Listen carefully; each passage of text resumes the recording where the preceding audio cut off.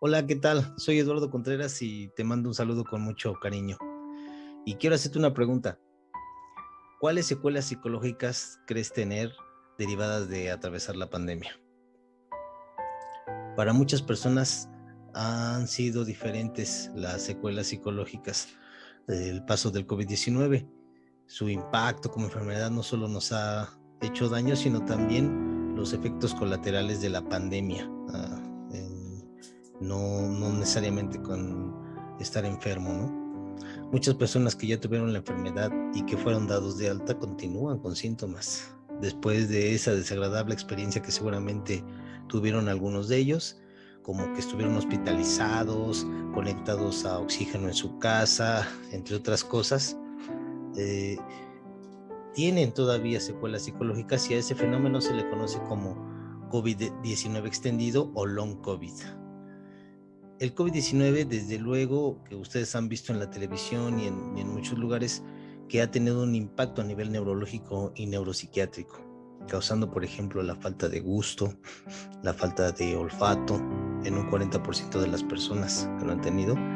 Y hay una prevalencia del 24% de pacientes, según reportes de muchos estudios, que presentan alteraciones mentales asociadas a la enfermedad, como cuáles, pues como depresión, ansiedad, trastorno del sueño. Y estos desequilibrios están derivados simplemente de haber estado expuestos o haber estado internados. Sentirse solos en ese periodo en el cual estuvieron ingresados en la terapia, que no podían tener acceso a sus seres queridos o a su red de apoyo, ¿sí? O a muchos de ellos los ingresaron a terapia intensiva, pues es una experiencia que es estresante, ¿no? Haber estado conectado a oxígeno o la muerte de familiares, ¿sí? En un estudio donde participaron 3.762 pacientes entre 18 y 70 años con un diagnóstico de COVID-19, después de 7 meses de haber sido dados de alta, indicaron que en un 70% de estas personas reportaba fallas a su memoria en el periodo post-COVID, fallas en su memoria a corto plazo y también dificultades en su memoria a largo plazo. En el 85% de esa población estudiada se observaron dificultades en otros procesos cognitivos, como lo son la atención, que es un proceso neuropsicológico básico, el razonamiento, la función ejecutiva, la planificación, la organización, la toma de decisiones y la resolución de problemas. Muchas personas estaban procesando lento la información o están procesando lento la información. También el desequilibrio en la salud mental de las personas que no fueron contagiadas es muy importante, porque muchas con el aislamiento, pues nos surgió la incertidumbre de qué iba a pasar y ustedes saben que cuando tenemos incertidumbre, pues aparece la ansiedad, aparece la angustia, ¿sí? Incertidumbre de qué iba a pasar, el miedo a contagiarnos, no quiero salir porque me voy a contagiar, debo echar desinfectante a la comida que pedí para no salir, todo este tipo de cosas que estuvimos atravesando. El teletrabajo, cómo fueron las fronteras entre la vida privada y el trabajo, que en muchos casos no fueron claras, que había empresas o equipos de trabajo en los cuales recibían llamadas en horarios fuera de horario laboral o incluso los fines de semana. El aprendizaje en línea, ¿no? El blended learning, cómo atravesaron la pandemia o cómo la siguen atravesando los estudiantes, qué carga de trabajo tienen, ¿no? Aparecieron cuadros de estrés y ansiedad, aparecen cuadros de estrés y de ansiedad bastante importantes que afectan nuestro ciclo del sueño, aumentan nuestra ingesta de bebidas alcohólicas u otras drogas, alteran los hábitos de alimentación y desde luego pues los hábitos sociales.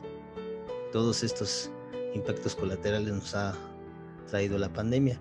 ¿Y qué pasa con el caso de los trabajadores de la salud? ¿Te has puesto a pensar o tienes un vecino, tienes algún familiar que es trabajador de la salud, que es médico, que es enfermera, a lo mejor camillero, voluntario de una clínica, de un hospital, de un centro de salud? ¿Qué sucede con ellos?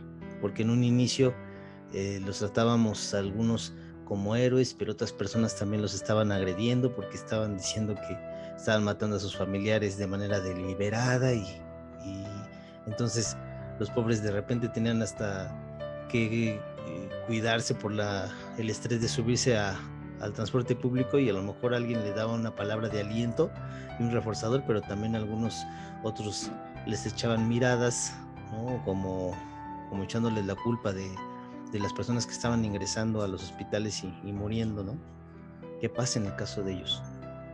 La Organización Panamericana de la Salud realizó un estudio en el que el personal de la salud de 11 países de América Latina, entre ellos México, presentaron elevadas tasas de síntomas depresivos.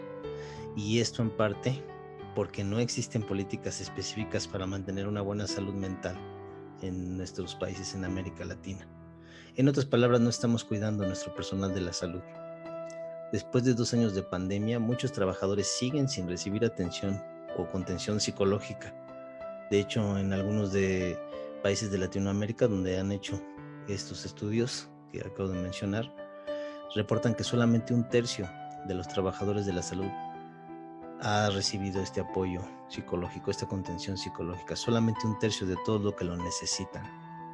Y ello conlleva el riesgo de desarrollar a largo plazo pues trastornos mentales de la gente que nos cuida, del personal de la salud.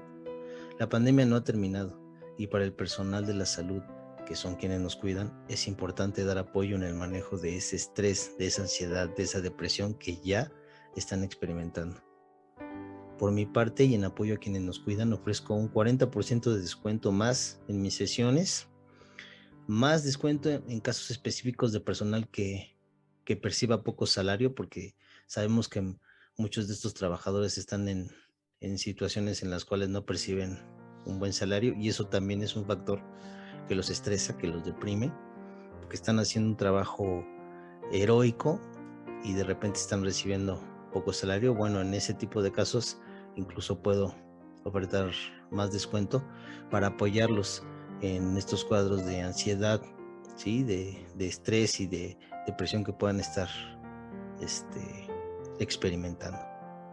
Si te interesa o conoces a alguien que es personal de la salud, por favor dile que me contacte o contáctame para poder desarrollar una buena estrategia, tener algunas sesiones y poder contribuir a que todos nos echemos la mano, a que todos nos ofrezcamos un apoyo y colaboración, que trabajemos en equipo y que tengamos al México que todos queremos.